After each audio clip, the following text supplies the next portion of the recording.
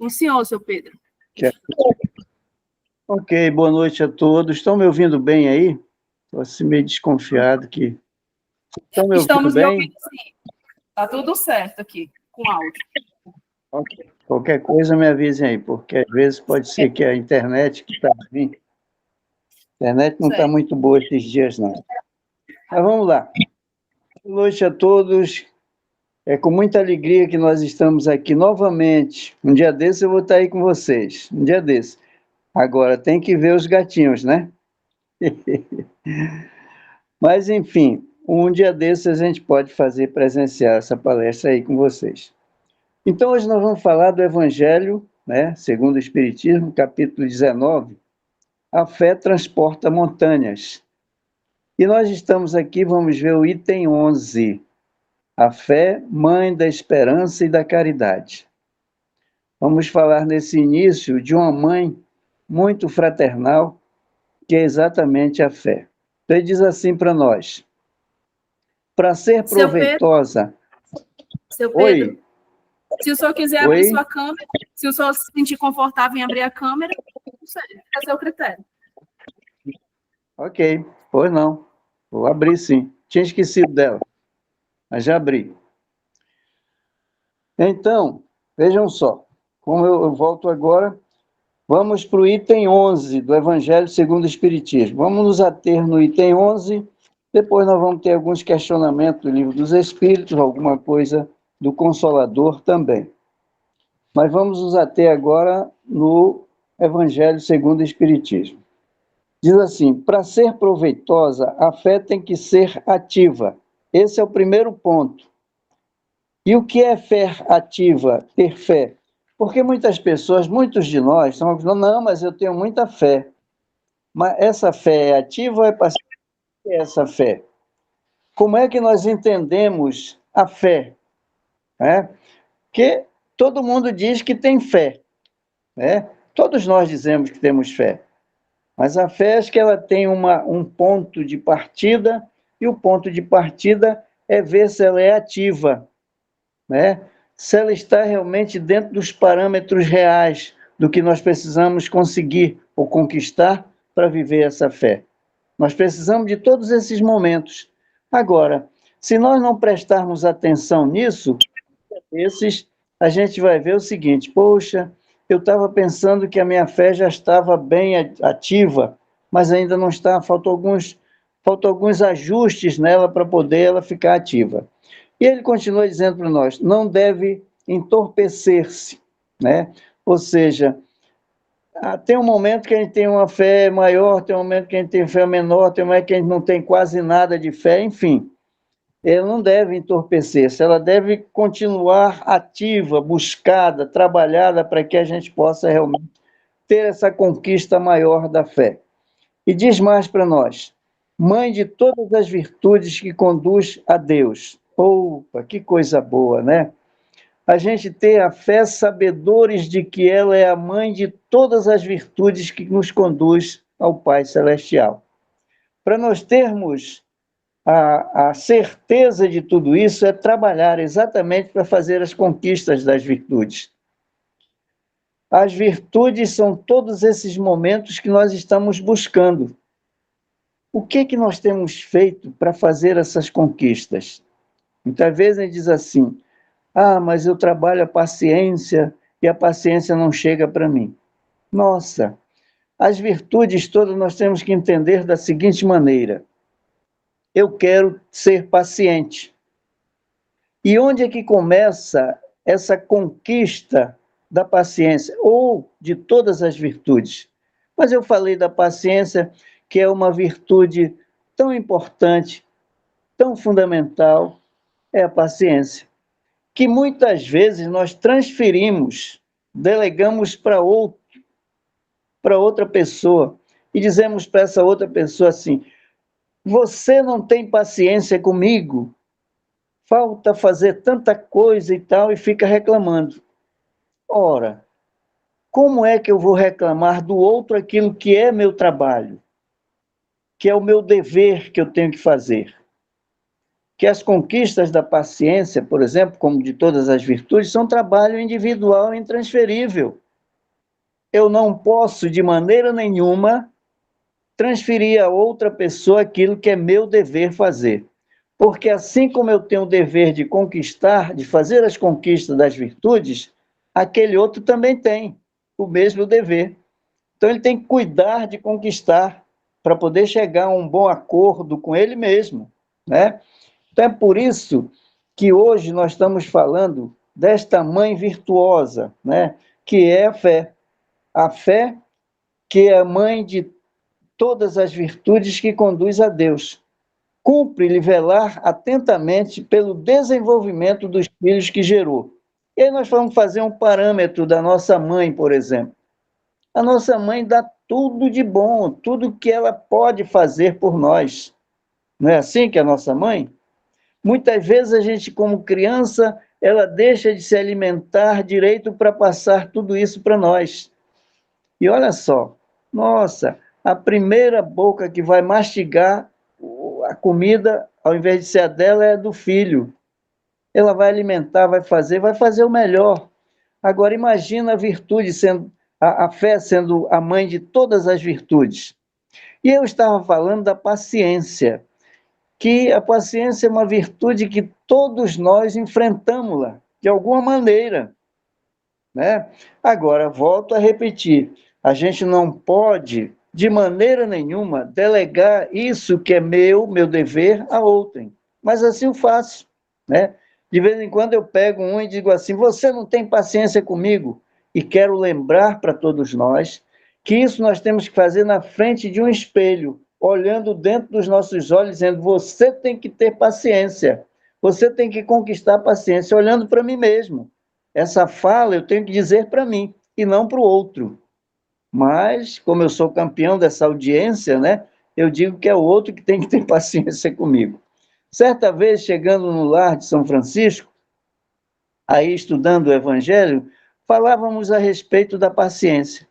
Aí aquelas senhoras que estavam lá com a gente diziam assim, seu Pedro, eu não peço mais Deus paciência, não peço mais a Ele, que Ele me manda cada um exercício. Pois é, se tivesse lá no mercado, no supermercado, como queiram falar, ou na própria farmácia, na drogaria, se tivesse lá, me dá aí 5 gramas de paciência, aí eu ia lá, tomava as 5 gramas de paciência, saía por aí todo serelepe, né? Tendo paciência com todo mundo e tal. Mas quando acabar, cadê? Não existe isso. Ah, vamos ter que conquistar do 0, 0, 0, 0, 0, 0, até chegar no 1, até chegar no 2, enfim, tudo isso é trabalho nosso, é dever de cada um. Nós não podemos delegar a outrem esse dever, né? Então, vejam, quando eu estiver atentamente, quando eu fizer isso, velar atentamente pelo desenvolvimento da paciência ou de outras virtudes em mim, eu vou fazendo as conquistas da vida necessárias, né? Então, vejam, aí vem, nós vamos falar da esperança e a caridade, são corolários da fé e formam com esta uma trindade inseparável. Olha só, que bom a gente saber disso, que a fé, a esperança e a caridade formam essa trindade inseparável. Imagina, para a gente ter fé, esperança e caridade, é um trabalho, exatamente um trabalho profícuo para todos nós. Mas será que nós já encaramos isso com responsabilidade para que a gente possa obter os resultados necessários para tal? Será que nós já conseguimos fazer isso? Será que nós já estamos atentos a esses deveres que nós temos que cumprir com nós mesmos? É preciso que façamos uma reflexão bem mais profunda de nós mesmos para chegarmos ao acordo fundamental. E esse acordo está exatamente no meu dever, no dever que eu tenho que cumprir comigo mesmo. Porque ela começa para ela se expandir, ou para ela se espraiar, ou espraiar-se na direção do outro, eu tenho que fazer essa conquista. Eu vou consolidando tudo isso com aqueles que estão ao meu redor. Então, vejam, ela forma essa trindade inseparável. Não é a fé que faculta a esperança na realização das promessas do Senhor? Esse é um questionamento. É a fé realmente que faz tudo isso. Se não tiverdes fé, que esperareis? Aí eu não tenho esperança de coisíssima nenhuma, né? Aí diz para nós o seguinte: não é a fé que dá o amor? Chegamos ao amor, né? Que vem aquela trindade, como ele falou ali, fé, esperança e caridade. Quando nós chegarmos a essas conquistas, nós teremos um mundo melhor para vivermos em paz e harmonia uns com os outros. Mas nós vamos esperar que isso aconteça? Nós vamos ter que trabalhar, porque esses são deveres que eu preciso cumpri-los. Eu posso deixar para depois? Posso. Livre-arbítrio. Eu posso arbitrar de uma maneira diferente. Mas eu preciso saber que esse compromisso vai ter que ser, esse dever vai ter que ser cumprido por mim. Uma hora dessas eu tenho que parar e, refletir um pouco mais. Eu preciso conquistar a fé, a esperança e a caridade, para poder chegar ao ponto fundamental. Qual é o ponto fundamental? É o amor. Aí sim, aí se abre o amor para todos nós. Mas será que esse amor, nós estamos convivendo, ou estamos vivendo esse amor? Ou esse amor tem muitas facetas? Para que a gente possa dizer, poxa, mas eu agi com amor hoje. Hoje eu agi com amor, porque ele está dentro de nós. Nós temos que saber que todas as virtudes não estão alhures, estão dentro de nós. Como é que eu vou viver? Por exemplo, vou dar um exemplo aqui meio assim, bem simples, né? Chegava eu no plano espiritual e estava questionando Deus, dizendo assim, mas meu Deus, eu não consegui fazer nenhum trabalho sobre as virtudes, porque elas estavam do outro lado do oceano. Eu não tinha como atravessar para ir para lá. Então eu fiquei devendo para mim mesmo as virtudes que eu não consegui nem começar a folhear nada a respeito dela. Aí ele vai lembrar para nós, mas as virtudes, filho, estão todas dentro de você mesmo. Você não tem que procurar do outro lado do oceano, você tem que procurar aqui dentro de você, que elas estão aí. Então, qual é a resposta? Qual é a afirmativa que eu tenho para isso? Sabendo que tudo está dentro de mim, eu vou procurar fora? Ah, mas nós procuramos fora também. É aquele momento que eu digo que o fulano não tem paciência comigo, que o fulano não gosta de mim, que o fulano não me ama, que, enfim, a gente faz um monte de bobagens. E aí a gente para e reflete, meu Deus, mas o que eu estou cobrando do outro, eu tenho que cobrar de mim. Eu vou bater muito nessa tecla na nossa reunião de hoje, porque realmente, se eu tenho deveres para cumprir, primeiro eu tenho que cumprir comigo mesmo. Então vamos lá. Vamos ver o que é que nos fala o primeiro e o segundo mandamento. O primeiro mandamento é amar a Deus sobre todas as coisas, de todo o teu coração, de toda a tua alma, de todo o teu espírito, enfim, vai por aí. E o segundo mandamento, tal e qual a este, é amar ao próximo como a ti mesmo. E isso me chama atenção porque eu fiquei um tempo buscando uma resposta que fosse plausível para o meu questionamento. Eu questionava o seguinte: quem é meu irmão? Quem é meu próximo? Aí eu ia lá no Evangelho e dizia, o próximo é aquele que está próximo de você. Começa onde? Na família, que é o ponto fundamental, é o ponto de partida de todas as nossas buscas que temos que fazê-las. Então eu fiquei, mas aquilo não me dava assim eu ficava sempre questionando. Eu achava que não tinha o final daquilo ali. Eu achava, né? E foi procurando, até que um belo dia eu fiquei pensando quem é meu próximo? Quem é? Fiquei questionando, até que cheguei à conclusão. Para mim, esse é o meu, foi a minha descoberta. O próximo sou eu, porque a partir de mim tudo se fundamenta.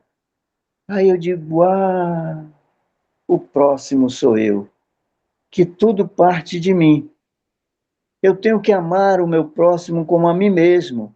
Então, isso abriu um clarão enorme, que eu fiquei vendo, eu digo que eu tenho que conquistar. Eu tenho que fazer essa conquista fundamental em mim, para poder esse amor espraiar-se na direção do outro. Aí eu compreendi melhor e não questionei mais nada, porque eu achei que aquela resposta foi fundamental para eu descobrir quem era meu próximo, né?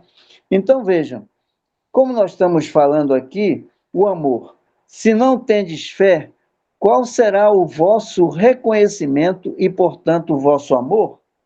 Nenhum ainda, né? Mas eu vou lembrar um pouquinho da minha vida lá no jovem de quantos? De 17, 18, 19 anos por aí. Os nossos namoricos tinham realmente o quê? Telefone a gente não tinha, era só bilhetinhos. E a gente pegava um pedaço, uma folha de papel, um pedaço, enfim, e escrevia um monte de coisas lá. E no final a gente ainda dizia assim: eu te amo. E eu fiquei pensando nisso. Como é que eu digo para a pessoa que eu te amo? E se não amo nem a mim mesmo? Mas tem aquela convicção de que tudo aquilo que nós estamos falando é real.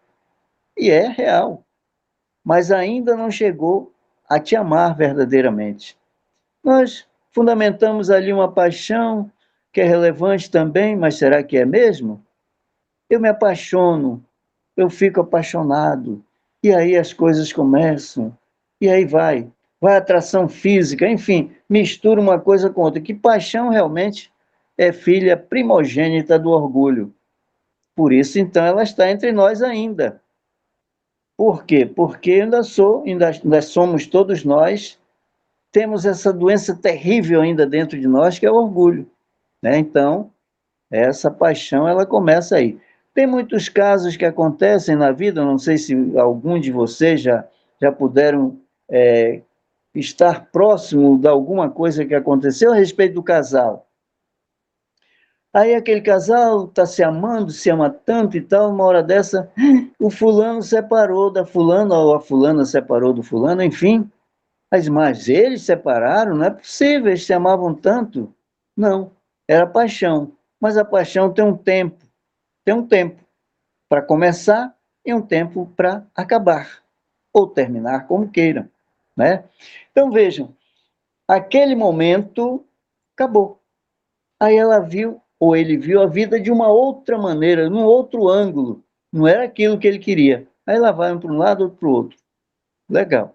Vamos procurar nos acertar na vida para poder a gente chegar a um bom termo com amor. O amor ainda, embora ele esteja em nossos corações, Deus colocou para nós essa centelha do amor dentro de nós, ela é tipo assim, por exemplo, a gente fala de um ponto que é fundamental na vida da gente. Nós fomos criados à imagem e semelhança de Deus, não é assim que está escrito? Não é assim que nós entendemos? Imagem e semelhança de Deus. Aí, a gente fica a pensar, como eu sou imagem e semelhança de Deus, eu não vou mais ligar para coisíssima nenhuma, eu vou ficar assim, porque eu sou imagem e semelhança de Deus. Meus irmãos queridos, a gente que tem que refletir, ou quando nós estivermos realmente refletindo a imagem e semelhança de Deus, nossa, nós estamos bem adiantado, muito bem adiantado nos nossos dois quesitos fundamentais da vida, que é o intelecto e o moral. Nós estamos quase chegando ao equilíbrio real desses dois pontos, né? Hoje nós estamos com desequilíbrio, real desequilíbrio, né? Então, vejam, nós estamos, o intelecto está bem aqui, mas o moral está bem aqui embaixo, quase no pé. Então, ainda não levantou o voo. Quando essas duas asas estiverem no mesmo prumo, aí nós vamos fazer voos maravilhosos, né? Então, nós precisamos trabalhar nesses dois momentos. Então, vejam, se eu quero chegar às conquistas reais da vida, eu tenho que buscá-las, eu tenho que trabalhar. O Evangelho de Jesus, O Evangelho segundo o Espiritismo, que é um aclaramento muito bem fundamentado para todos nós estamos vendo a nossa vida e aí nós vamos ver o que falta para eu chegar ao ponto de amar. Falta muita coisa ainda para nós. Nós estamos no início de uma jornada na direção do amor. Mas, como eu disse, ela está dentro de nós, isso vai ter que ser trabalhado dentro de cada um de nós. Volto a repetir, todas as virtudes estão em nós. Nós não temos que procurar alhures, não temos que procurar em lugares, não. Temos que procurar dentro de nós, fazer a fundamentação de tudo isso para que a gente possa realmente viver a vida. A vida é tão belíssima de ser vivida, mas ela só vai ser melhor quando nós estivermos descobrindo que a fé, a esperança e a caridade são os corolários fundamentais para que a gente possa viver a vida dessa maneira. Então, vamos lá. A fé, aí nós falamos que não é a fé que dá o amor? Sim.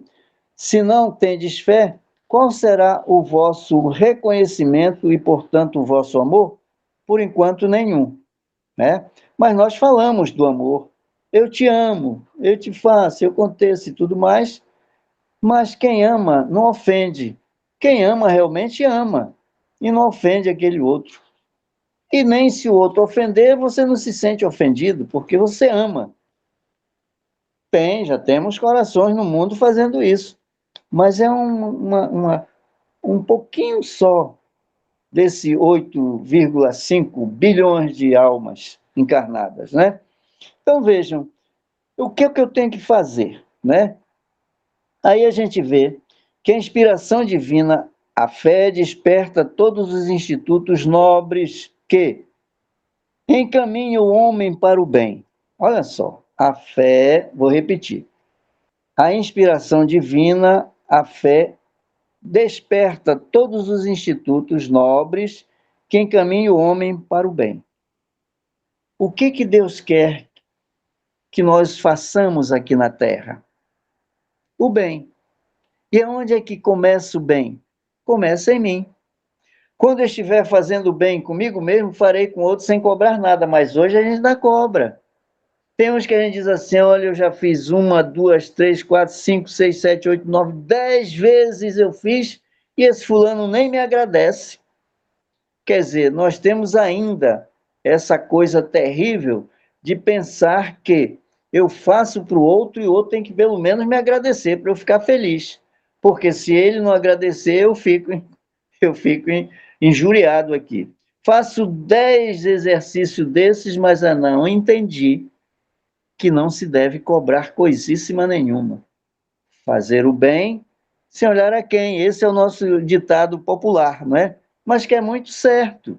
E é aí que está os grandes trâmites da própria vida. Porque se não for assim, como será? Eu vou ter que fazer o bem, aí eu cobro do outro, porque o outro não disse nem muito obrigado, não me deu. Não deu satisfação nenhuma. Mas pode ser assim. Que a gente fala que o outro tem que agradecer, é uma questão de educação. Tudo bem, pode ser que seja, mas não é o fundamental isso, não. Ele pode dizer obrigado ou pode dizer não dizer nada e ir embora. E a gente ficando feliz com aquilo, porque nós ainda não praticamos verdadeiramente com sentimento. Tem momentos, hoje nós temos momentos que já fazemos com sentimento maior. Acudir alguém, passar por perto de alguém que esteja, vamos dizer, aquele que está esmoléu, está pedindo lá encostado numa calçada lá, aí ele está passando por dificuldades, eu lá e tal, chego lá perto dele, nem chego perto, puxo uma moeda do bolso e jogo lá numa caixa, num lugar onde ele esteja guardando as moedas ou o dinheiro. É muito fácil fazer isso, enfiar a mão no bolso e jogar lá uma determinada quantia para aquele coração. Mas o fundamental para nós seria parar ali, sentar um pouquinho junto com aquele coração e conversar com ele. Porque muitas vezes ele está pedindo, mas ele tem a referência fundamental, ele buscar alguém que possa falar ao seu ouvido alguma coisa que ele quer ouvir. Aí fica que esse fundamento fica para depois. Eu nem ligo, vou embora. Mas chego lá na frente, encontro um amigo e disse, eu fiz uma caridade agora mesmo. O que foi que você fez? Eu dei uma moeda para o esmoléu que tinha lá na rua. Será que isso é caridade? Então, meus irmãos queridos, nós precisamos parar, refletir um pouco mais sobre nós mesmos. Nós precisamos olhar para nós com olhar fraterno. Quando eu começar a olhar para mim com olhar fraterno, essa reciprocidade vai para o outro imediatamente.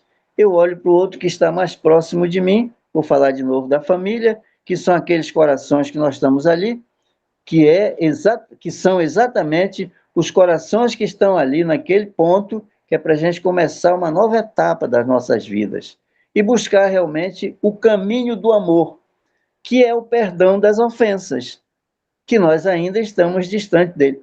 Mas eu perdoo aquele que me machucou, mas eu não quero nem ver mais ele passar por mim.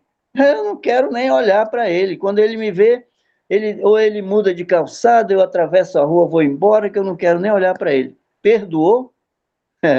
Estamos distantes, né? A gente vê que todos os dias tem aquelas coisas pequenas, mas a gente, um dia desses, a gente saiu, pegou um ônibus lotado, ônibus que não anda muito vazio, né? Pegou um ônibus lotado, mas a gente estava com um problema numa unha do dedão do pé. E veio alguém, pisou exatamente em cima daquilo lá. A gente olha para aquele coração com uma fraternidade enorme. Se eu pudesse pegar agora, eu torci o pescoço dele. Mas nós estamos olhando para aquele como se estivesse sorrindo para ele. Mentira, a gente está... Se a gente sorrir, a gente quer mostrar os dentes, porque a gente quer morder aquele que pisou no nosso pé. Pisou no nosso calo, vamos dizer assim, né?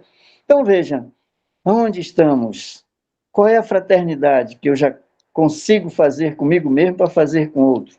Qual é o movimento que eu estou fazendo para ser paciente, para ter resignação, para ser cordato uns com os outros? Aí a gente tem que parar e fazer uma breve reflexão sobre nós mesmos. Como é que eu estou conduzindo a minha própria vida para que eu possa dar ênfase a tudo isso? Eu preciso buscar esses momentos de questionar comigo mesmo, para que as coisas comecem a valer-se, a dar a mim aquela constituição real da vida que eu quero levar, né? Então, continuando, ele diz o seguinte para nós, ainda mais aqui dentro desse. É a base da regeneração. Então, a fé desperta todos os institutos nobres que encaminham o homem para o bem. E isso é a base da regeneração. Ora, se nós estamos aqui, é buscar exatamente esse caminhar na direção do regenerar-se. E como é que eu vou fazer isso tudo? Fazendo as conquistas necessárias para que eu possa caminhar nessa direção. E quais são esses caminhos necessários? São as conquistas das virtudes, principalmente fazer o bem. O bem é exatamente o fundamento da nossa estada aqui, né? É um dos maiores fundamentos da nossa estada, que é fazer o bem. Que esse ou são os nossos deveres que nós temos que cumprir aqui. Ora, nós já viemos de uma trajetória longa. Nós não somos mais marinheiros de primeira viagem. Nós já estamos começando um entendimento maior, e a doutrina espírita trouxe para nós esses fundamentos para nós olharmos a nossa vida de uma maneira mais abrangente, para eu conhecer melhor quem eu sou, para saber quem eu sou. Esse fundamento eu vou repetir aqui, vou fazer o fundamento maior da minha vida é esse, porque eu ainda digo para todos nós e para mim mesmo que um dos maiores momentos, ou dos maiores momentos da minha vida, é o encontro de mim para comigo mesmo. Esse é o fundamento. Esse é o ponto fundamental da minha vida, que eu tenho que fazer isso. Que muitas pessoas não querem nem olhar para a sua realidade. Já viram alguém dizer assim, mas eu não quero nem olhar para a minha realidade. Mas quando alguém fala de alguma coisa que está lá na minha realidade que eu não quero nem olhar, eu viro uma fera.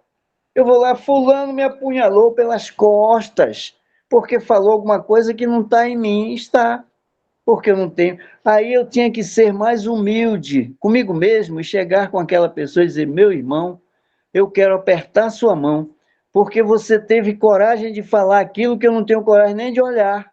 Está bem aqui, na minha realidade. Eu não quero nem olhar para ela. Mas se alguém fala, aí vem aquele nosso querido irmão lá de Belém do Pará e diz para nós o seguinte: bateu, doeu, leva que é teu. Olha só, como isso é fundamental para todos nós, né? Então nós precisamos ver, olhar, sentir de perto tudo isso e começar a trabalhar em nós as coisas boas da vida. Então o que ele fala aqui é o seguinte: a regeneração. Olha só, nós estamos passando por esses momentos de regeneração, mas a Terra precisa passar por isso. E nós? Como é que nós estamos encarando esses momentos de regeneração? Né? Partir para uma vida melhor, aconchegar em nós um pouquinho já do amor mais evidente em nós. Como é que nós estamos? Nós temos que nos questionar tudo isso, para que a gente possa ver: será que eu estou conduzindo melhor a minha vida ou estou fazendo de conta que estou vivendo-a, né? Então é preciso que eu haja, é preciso que eu veja, que eu olhe para mim mesmo. Eu não preciso olhar para o outro, eu preciso olhar para mim, né? Mas, como disse o apóstolo Paulo, nós somos espelhos ambulantes, onde nós nos miramos um no outro. É por isso que quando eu olho para o fulano, eu vejo logo 10 defeitos nele. Eu digo: poxa, mas o fulano tem 10 defeitos? E aí eu ainda conto no dedo aqui, faço toda aquela coisa. Eu esqueço de lembrar que, como o apóstolo falou, nós somos espelhos ambulantes, onde um se mira no outro. Quando eu estou olhando para aquele, eu estou vendo os meus defeitos. Mas como eu sou orgulhoso, egoísta, eu digo sempre que é ele. Mas quando eu aponto um dedo para lá, eu estou vendo que tem 4 voltados para mim. Você já viu alguém ganhar de 1 a 4? Não ganha. Estou perdendo. Então é preciso que a gente olhe todos esses detalhezinhos pequenos da vida, mas que são fundamentais para a gente começar uma nova etapa de trabalho na regeneração de todos os nossos movimentos da vida, né? Preciso é, pois, que essa base seja forte e durável. Portanto, se a mais ligeira dúvida a abalar, que será do edifício que sobre ela construirdes? Né? Então, vejam, nós precisamos desse momento de fé, para que a gente possa acreditar que nós somos capazes de fazer muitas coisas, coisas boas, mas também coisas ruins. Não vou deixar esse lado de ser falado. Nós temos condições de fazer coisas boas e coisas ruins também. Mas se nós pararmos para refletir um pouco mais sobre nós mesmos, nós vamos trabalhar para fazer as coisas boas acontecerem na nossa vida. Porque eu tenho fé que só através desse trabalho é que eu vou chegar a um ponto de equilíbrio para continuar essa marcha tão positiva na minha vida, né? Então, eu preciso exatamente, como diz aqui, ele diz para nós que não seja forte e durável. Portanto, se a mais ligeira dúvida abalar, que será do edifício que sobre ela construirdes? Não vai ter fundamento, né? Vai ser um edifício frágil, que quando chegue a chuva forte, vai derrubar aquele edifício que eu fiz, plantei na areia sem nenhuma organização para que pudesse construir aquele edifício, né? Então, veja, levantai, consequentemente, esse edifício sobre alicerces inamovíveis, né? E esse edifício sou eu. Eu preciso consolidar tudo isso em mim para que eu possa para que eu possa levantar esse edifício, que ele seja de alicerces inamovíveis. Nossa, que legal, né? Que ponto fundamental que eu tenho que chegar e dar essa condição para que eu possa viver a vida, que é tão boa de ser vivida, né? A vida é belíssima de ser vivida. mas eu preciso descobrir o belo da minha própria vida. Mas sabe como é que eu trabalho? Como é que nós trabalhamos? Eu quero descobrir o belo da vida do fulano, do cicrano, do beltrano e tudo mais, menos da minha. Olha só que coisa, né? Coisa terrível que a gente faz com nós mesmos. Cuidemos de nós mesmos, para que com isso, cuidando de mim, eu possa cuidar do outro também. É assim que funciona, né? Quando eu quero, quando não quero, eu não ligo para isso e vou vivendo a vida ou deixando a vida me levar, né? Então vamos lá, vamos para frente. Seja mais forte a vossa fé do que os sofismas e as zombarias dos incrédulos. Por que ele fala em zombaria dos incrédulos? Vamos já falar um pouquinho a respeito disso. Aconteceu, já aconteceu comigo, né? E nós, quando vemos alguém que quer mudar de vida, que quer fazer uma vida mais suave, busca lá uma igreja, vai começar a trabalhar tudo isso dentro de si mesmo e começa a mudar a sua vida. Aí chega alguém e diz assim, tá vendo fulano ali? Ele quer ser agora santo, quer isso, quer aquilo outro, não sei o quê. Ao invés de a gente dizer, graças a Deus, eu vou começar também nas minhas orações levar o meu pensamento na direção desse coração que quer fazer as mudanças necessárias das suas vidas. Ao invés disso, nós vamos jogar pedra naquele, fazer um monte de jacossa e tal, tudo mais. De zombarias, que é mais forte dizer. De zombarias. Por quê? Porque ele está buscando uma nova etapa na sua vida e nós não temos o direito, mas nós fazemos, dessa maneira nós fazemos também. Então, nós precisamos ver tudo isso, os sofismas de zombarias dos incrédulos, né? Visto que a fé que não afronta o ridículo dos homens não é fé verdadeira.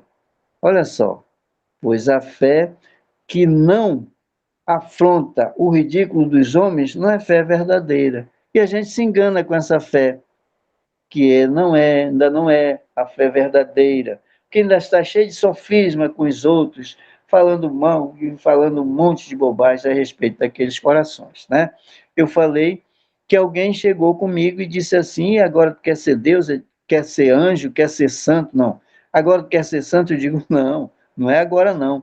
Eu estou começando uma nova etapa, eu estou saindo do zero, estou trabalhando para sair do zero, para quando eu chegar no número 1, encontrar um número infinito, porque o nosso desenvolvimento intelectual e moral é quase infinito, para que a gente possa fazer as conquistas reais da vida.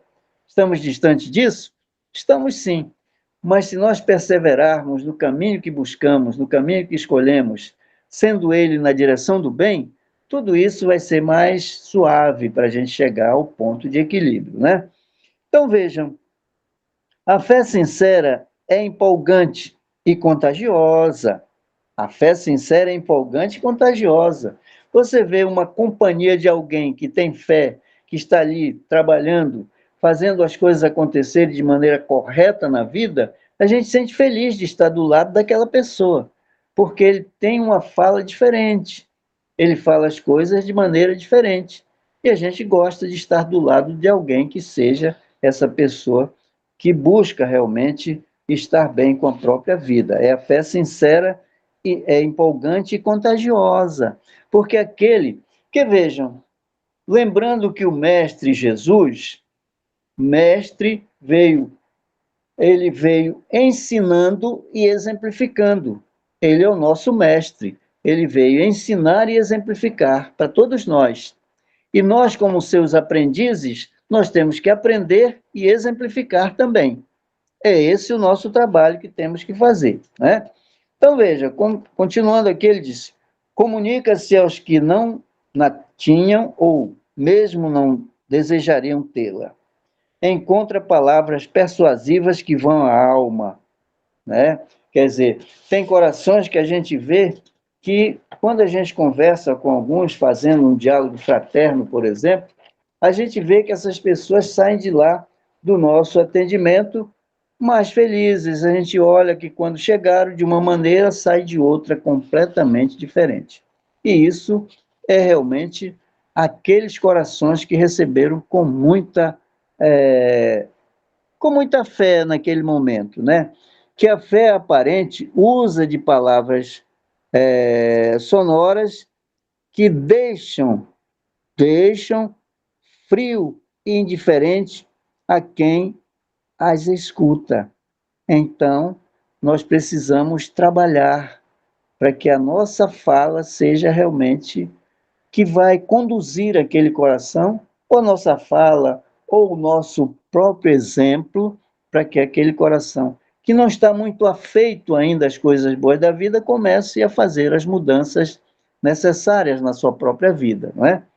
Então, vejam, ele diz assim, pregai pelo exemplo da vossa fé, para incutirdes nos homens. Pregai pelo exemplo de vossas obras, para lhes demonstrardes o merecimento da fé. Quer dizer, a gente tem que fazer. Certa vez eu estava pensando assim na minha própria vida e fiquei pensando, diz, puxa vida, agora que eu chego, eu já falo para muitas pessoas, para muitos corações, ou subo no púlpito, aí fico lá falando e tal, mas aí, será que tudo que eu estou falando ali eu já tenho pelo menos o início de assim fazê-las? Eu fiquei pensando seriamente nisso. Olha, o Pedro está ali fazendo, poxa, como ele fala, né? Aí, de repente, alguém dobrou a esquina lá e tal, quando chegou, viu o Pedro cheio de outras nuances que não aquelas que ele estava falando. Eu pensei muito nisso, eu fico atento para isso, para que eu seja realmente aquele aqui, ali e acolá, em todos os lugares possíveis, eu possa ser também possível naquilo que eu estou falando. Né? Que não é fácil, não é fácil, é muito difícil, mas a gente tem condições de conquistar tudo isso. Então, meus queridos irmãos, tende, pois, fé com que ela contém de belo e de bom, com a sua pureza, com a sua racionalidade. Não admitais a fé sem comprovação, cega, filho da cegueira. Amai a Deus, mas sabendo por que o amais. Crede nas suas promessas, mas sabendo por que acreditais nelas. Segui os nossos conselhos, mas compenetrados do fim que vos apontamos e dos meios que vos trazemos para atingirdes. Crede e esperai, sem desfalecimento. Os milagres são obras da fé. Os milagres são obras da fé. José, Espírito Protetor, em Bordeaux, 1862. Essa é a parte que está no Evangelho segundo o Espiritismo, que nós falamos até aqui. E agora nós vamos falar um pouquinho do Livro dos Espíritos, só uma parte do Livro dos Espíritos, falando do temor da morte. Ele diz para nós, eu busquei esse ponto, porque ele estamos nós passando por momentos que parece-me que aquilo que que nós temos já conquistado de fé ainda não é o suficiente para falar desse tema, do temor da morte, né? Então vamos ouvir na questão 941, quem puder buscá-la, depois pode buscar no Livro dos Espíritos, né? Eu vou falar o segundo parágrafo da resposta que foi dada ao temor da morte. Então ele diz o seguinte: ao justo, nenhum temor inspira a morte, porque com a fé, tem ele a certeza do futuro. Então vejam, será que nós já estamos cientes de tudo isso? Ou ainda estamos trabalhando em nós? Porque tem momentos que a gente olha, ah, meu Deus, o meu irmão, o meu pai, a minha mãe morreram. Ai, meu Deus, isso me deixou desesperado, isso me deixou... E a gente fala um monte de coisas. Muitas vezes, a gente pensa, a gente imagina que a gente já sabe, a gente acredita que ninguém morre, que a morte é só física, é matéria, e nós, seres espirituais, vivemos, né? somos imortais, somos seres imortais. Nós até acreditamos nisso, mas essa crença ainda não está conquistada por nós. Nós ainda sentimos um abalo terrível quando alguém da nossa família, mais próximo de nós, morre. Então, a gente ainda, porque ainda não somos aquele homem justo, né? Que nenhum temor inspira a morte. Ainda estamos trabalhando nessa direção. Muitos corações chegam com a gente e dizem assim, Pedro, eu estou tão triste. O fulano de tal, que era isso, que era aquilo, morreu. Eu fiquei triste. Estou aí a choramingar. Estou aí, mas eu acredito que ele não morreu. Mas será que eu acredito mesmo? Será que essa fé já está raciocinada dentro de mim e acreditar na vida, na certeza do futuro? Ainda não. Muitos sim, outros não. A maioria acho que não ainda. Né? Então a gente precisa fazer. Então vejam só, continuando a leitura, diz o seguinte: a esperança falo contar com uma vida melhor, e a caridade, a cuja lei obedece, lhe dá a segurança de que, no mundo para onde terá que ir, nenhum ser encontrará, cujo olhar seja de temer. Né? Então vejam, ao justo nenhum temor inspira morte, nenhum. Mas será que nós já estamos com essa justeza toda? Já somos esse homem justo? Não sei. Fica o questionamento para nós fazermos uma reflexão. Nós já estamos no encerramento, né? Já estamos aí com 51. Nós vamos aqui falar um pouquinho do livro Consolador, né? Tirei alguns questionamentos de lá do Consolador para falar para nós nesta noite. Vamos ver se dá tempo de falar pelo menos uns dois aqui, que são realmente os dois mais ativos que eu considero. Né? E diz assim para nós, na questão 354, poder-se-á definir o que é ter fé? Acho que nós já falamos alguma coisa no Evangelho, mas vamos corroborar com esse ponto aqui. Ter fé é guardar no coração a luminosa certeza em Deus. Olha só, como é que começa essa resposta do Consolador, né? Diz assim, que ter fé é guardar no coração a luminosa certeza em Deus.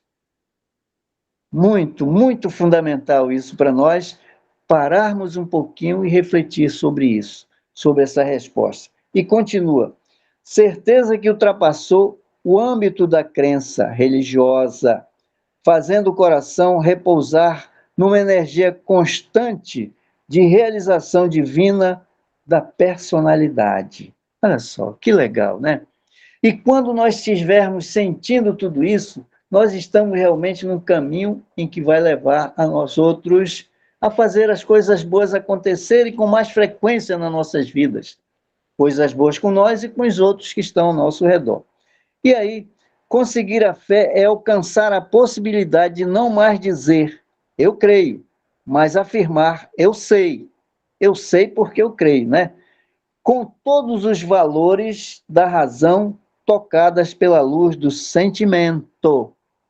Olha só, a luz do sentimento é aquilo que nós vamos fazer a partir daí, então, com sentimento. E isso vai acontecer comigo mesmo, porque essa conquista é individual, intransferível. Eu preciso estar nesse meio todo para poder entender melhor esses trâmites da minha própria vida. Então, isso dá-nos a condição do valor que nós somos perante Deus. Ele é o fundamento de toda a nossa vida. E eu sou seu filho. Todos nós somos filhos de Deus. Por esse motivo, nós vamos trabalhar para que o nosso sentimento seja aquinhoado por todos esses movimentos reais da vida. Essa fé não pode estagnar em nenhuma circunstância da vida e sabe trabalhar sempre, intensificando a amplitude de sua iluminação pela dor ou pela responsabilidade, pelo esforço e pelo dever cumprido. Que legal, né? Essa resposta é muito fundamental para todos nós, né? Está no Consolador, tá? Então vejam, todos esses fundamentos que nós trouxemos aqui, pode ser que alguns ainda não estejam ao nosso alcance, mas nós precisamos trabalhar nos mínimos, nos pequenos, para chegarmos a atingir os maiores, os grandes, os movimentos maiores da nossa própria vida. Nós precisamos fazer isso de maneiras que tudo se enquadre exatamente numa vida futura de progresso, de realizações maiores da vida. Então, ele diz para nós o seguinte: traduzindo a certeza na existência de Deus, ela exprime a confiança que sabe enfrentar todas as lutas e problemas com a luz divina no coração, significa humildade redentora que edifica no íntimo do espírito a disposição sincera do discípulo relativamente ou faça-se no escravo à vontade do Senhor. Nossa, que final feliz é esse, fazer a vontade de Deus e não a nossa. Muitas vezes a gente quer fazer a nossa e esquece que a vontade de Deus tem que ser cumprida por todos nós. Então, meus irmãos, acho que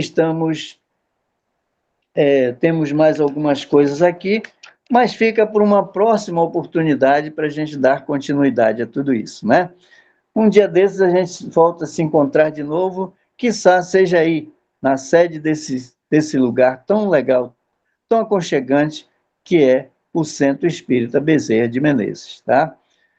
Aí fiquem com Deus, Deus abençoe a todos, e vamos então, aqui nós estamos ainda, vamos ficar até que tudo se acabe, tudo se aclare, né?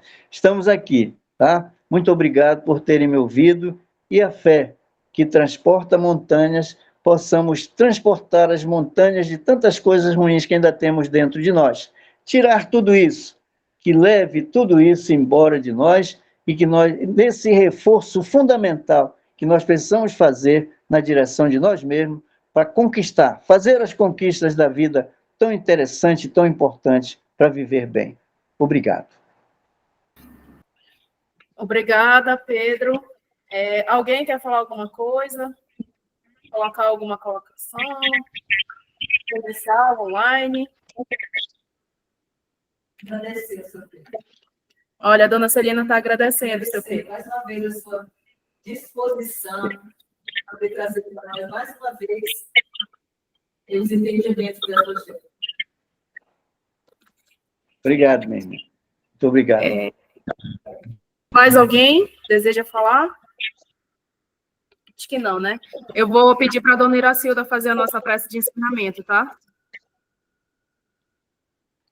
Amigo Jesus, obrigada por esse momento, por essa grande oportunidade que aqui estamos, presente em teu nome.